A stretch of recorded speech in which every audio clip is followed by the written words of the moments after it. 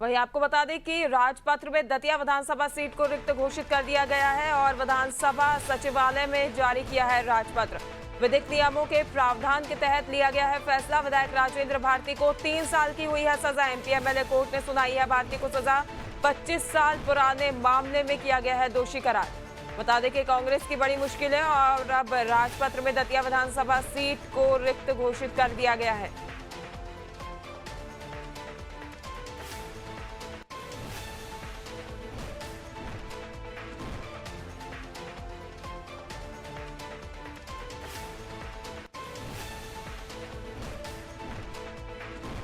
राजपत्र में दतिया विधानसभा सीट रिक्त घोषित। विधानसभा सचिवालय ने जारी किया है राजपत्र। बता दें कि विधिक नियमों के प्रावधान के तहत ये फैसला लिया गया है। विधायक राजेंद्र भारती को 3 साल की सजा सुना दी गई है। विधायक राजेंद्र भारती को दोषी करार दिया गया है। एमपी एमएलए कोर्ट ने सुनाई है भारती को सजा। 25 साल पुराने मामले में सुनवाई की गई थी।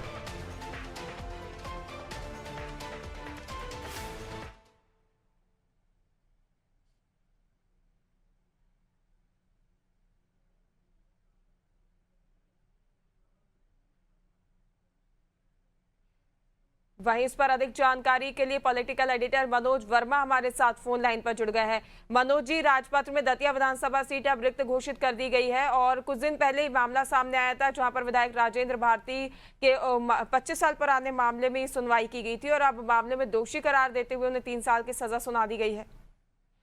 देखिए, कल ही परसों जब उसमें उनको दोषी करार दिया गया था तभी इसके आसार बनते नजर आ रहे थे, क्योंकि जिन धाराओं में राजेंद्र भारती और उनके कर्मचारी जो बैंक के थे उन पे जो मामला दर्ज हुआ था उसमें आजीवन कारावास तक की सजा का प्रावधान है। कल दिल्ली की राउज रेवेन्यू कोर्ट ने जब सजा सुनाई थी, उनको 3 साल की सजा सुनाई और 1 लाख रुपए का जुर्माना, और इतनी सजा उनके सहयोगी को सुनाई गई है। हालांकि 60 दिन की अपील का वक्त हाई कोर्ट ने दिया था, लेकिन वो सजा के लिए दिया गया था। उसमें ये कोई क्लॉज नहीं डाला गया था कि आपकी विधायकी भी 60 दिन तक बची रहेगी।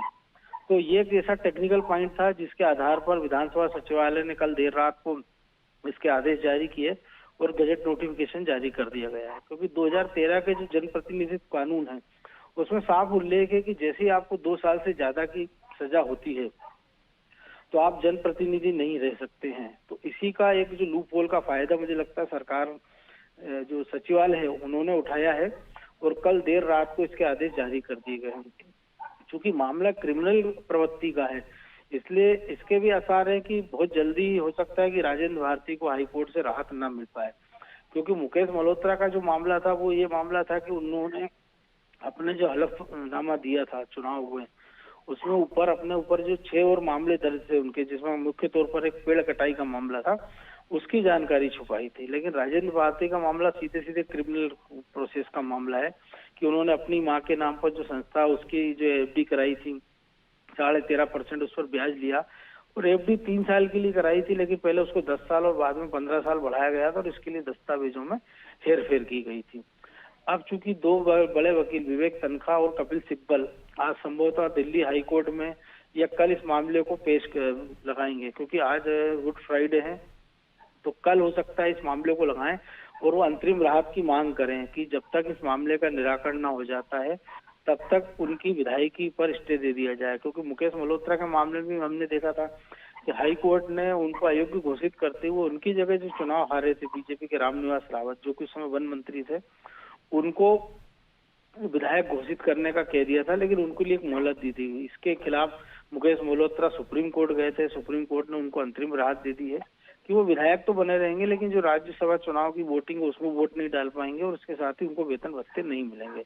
तो हो सकता है इसी को आधार बनाते हुए राजेंद्र भारती भी कुछ सुप्रीम कोर्ट से अपील करें। लेकिन जैसे मैंने कहा कि ये चूंकि क्रिमिनल मामला है इसलिए इस बात के आसार नहीं है कि उनको बहुत जल्दी कोई बड़ी राहत इसमें मिल पाए। जी भाई मनोज जी, अब देखने वाली बात होगी कि जो रिक्त सीट है इस पर क्या फैसला लिया जाता है। आपका जुड़ने के लिए, जानकारी साझा करने के लिए बहुत बहुत धन्यवाद।